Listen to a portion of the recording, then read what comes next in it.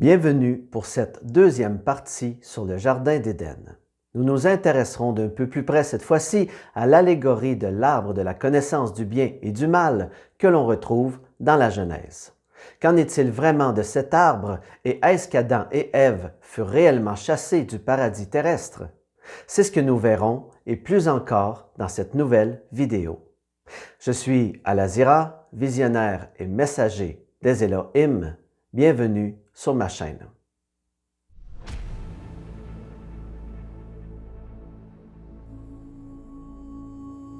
Dans la Bible hébraïque originelle, l'Éternel Dieu, en l'occurrence ici les éternels Elohim, donna cet ordre à l'homme. Tu pourras manger de tous les arbres du jardin, mais tu ne mangeras pas de l'arbre de la connaissance du bien et du mal. Car le jour où tu en mangeras, tu mourras, c'est certain. Avant d'aller plus loin dans l'interprétation de ce texte allégorique, si nous le transposons dans un contexte, disons, plus actuel. Imaginons un père qui laisse à son jeune fils un trousseau de clés qui ouvre toutes les portes de la maison, du garage et du jardin.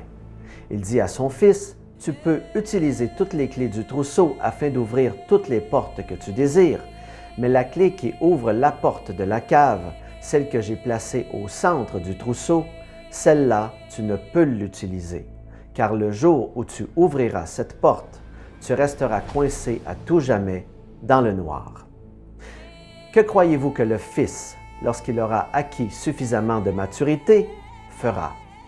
Nous savons tous qu'il suffit d'interdire pour éveiller encore plus le désir d'outrepasser l'interdit.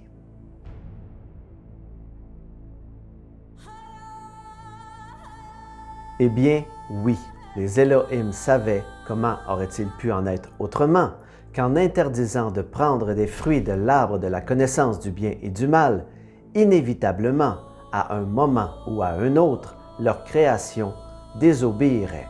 Tout était prévu, voulu et nécessaire à l'expérience. Cette étape décisive, cette désobéissance à Yahvé, patriarche des Elohim, marque pour les membres de la colonie l'entrée inexorable dans la maturité, c'est-à-dire la faculté de choisir entre le bien et le mal et donc la possibilité dorénavant d'user du libre arbitre. Et par le fait même, l'obligation de quitter le nid douillet et réconfortant du Jardin d'Éden afin de poursuivre leur évolution au-delà. Après tout, n'était-ce pas le désir des Elohim, faire de leur création des êtres libres? Certains d'entre vous penseront, mais ils n'étaient pas libres. Eh bien si, ils l'étaient. Tout comme vous l'êtes encore aujourd'hui. Car malgré le fait qu'au départ vos ancêtres furent inspirés par les Elohim, ne signifie pas pour autant qu'ils étaient dans l'obligation de suivre l'inspiration. Une inspiration n'est pas une obligation, mais une impulsion créatrice qui a pour but de donner un sens, une direction. Mais il suffit d'impulser dans l'univers un nouveau souffle créateur pour voir se réaliser un tout autre futur. Tant que celui-ci respecte les lois de la création et n'entre pas en opposition avec le but du sens de sa propre existence, rien ni personne ne peut s'y opposer, et cela même s'il s'agit de son propre créateur. C'est ce que nous appelons le libre arbitre. Est-ce une bonne chose? Est-ce une mauvaise chose? Le Père aimerait que le Fils devienne agriculteur.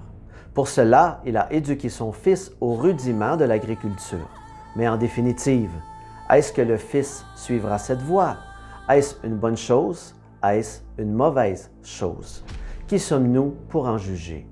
L'énergie fluctue au fil des temps et des espaces. Il est donc nécessaire d'apprendre à s'adapter si nous voulons subsister. Pour conclure cette analyse quelque peu, nous dirons, décousue, il est important de bien comprendre ceci.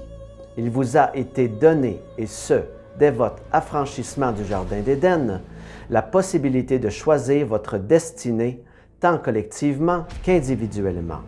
Si cela n'avait été, croyez-vous que votre humanité en serait là où elle en est aujourd'hui?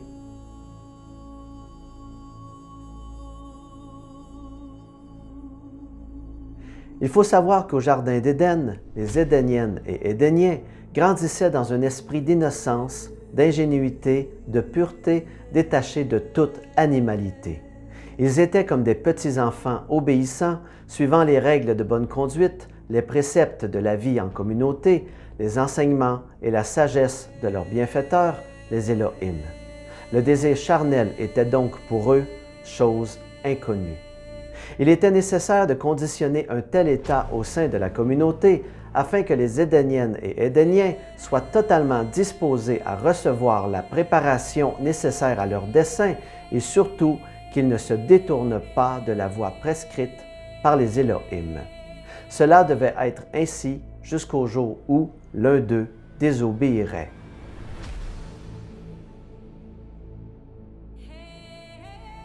Dans le jardin d'Éden, les Édéniennes et Édéniens vivaient sous la protection de leur Créateur, les Elohim. Ils évoluaient au fil des jours dans un environnement parfaitement maîtrisé, protégés de tout danger extérieur, entourés par une nature luxuriante, produisant tout naturellement une nourriture saine et abondante. Les Édéniennes et Édéniens évoluaient à l'écart de tout conflit, de tout stress et de toute maladie, sans oublier ce plus que seuls les Elohim pouvaient, en ces temps immémoriaux, leur octroyer, c'est-à-dire le fameux élixir d'immortalité. Car si par le passé l'élixir n'avait pu être mené à terme, à l'époque du Jardin d'Éden, celui-ci avait récupéré ses lettres de noblesse. Nous pouvons donc affirmer que dans le Jardin d'Éden, les Édéniennes et Édéniens, placés sous la tutelle protectrice de leur Créateur les Elohim, ne connaissaient pas la mort. Mais une fois livrés à eux-mêmes, les Elohim savaient que leur espérance de vie ne dépasserait pas 120 ans, temps nécessaire qui fut inscrit dans leur ADN afin d'expérimenter les cycles naturels de naissance, de vie, de mort et de renaissance. Car, en effet, une fois placés hors du Jardin d'Éden et livrés à eux-mêmes, les Édéniennes et Édéniens devaient, suivant le dessein qui leur avait été attribué, expérimenter le vieillissement naturel du corps matériel. Vieillissement qui, nous le rappelons, était nécessaire à l'expérience. Voilà donc ce que voulait dire Yahvé par « le jour où tu en mangeras, tu mourras ».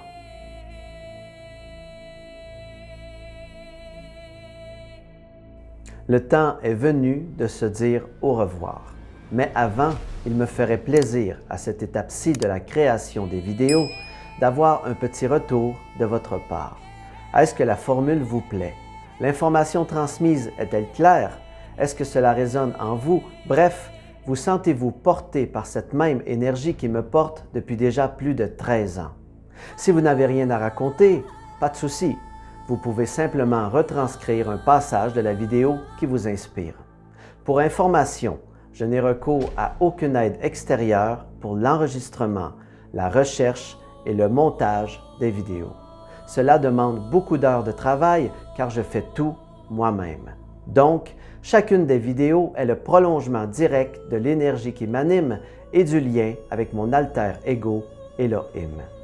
Les vidéos, je les fais pour vous, pour que vous puissiez avoir toute l'information nécessaire afin que, le jour venu, lorsque l'appel retentira, que vous ayez une idée claire et précise de ce que les Elohim nous proposent et la façon dont nous pouvons y contribuer. Car, n'en déplaise à certains, le nouveau monde ne se fera pas tout seul. Ceci étant dit, et comme à l'habitude, voici un extrait de la prochaine vidéo. L'arbre de vie est une vision métaphorique, pas si loin de la réalité, où le fruit, qui se calcule au nombre de 12, contient la mémoire du bagage génétique du peuple auquel il est associé. 12 fruits, pour représenter les 12 peuples consacrés. Chaque fruit contenant tout le savoir nécessaire afin de reconstituer un clone à l'identique de son géniteur. Il permet également, au besoin, de puiser certains éléments à la source. Mais au-delà de cela, et c'est ici que ça devient intéressant, chacun des fruits contient l'adéquation complexe de l'élixir ADN, associé au peuple représenté dans l'expérience. C'est en quelque sorte la fontaine de jouvence, en attente d'être redistribuée, lorsque l'expérience sera terminée et le dessein de l'homme accompli. Chacun pouvant redevenir ainsi, selon l'essence de sa constitution, un digne représentant de l'acquis et du savoir de son peuple. Mais avant de cueillir le fruit de l'expérience se doit d'être vécue. Je suis Al-Azira, visionnaire et messager des Elohim. À très bientôt pour une prochaine vidéo.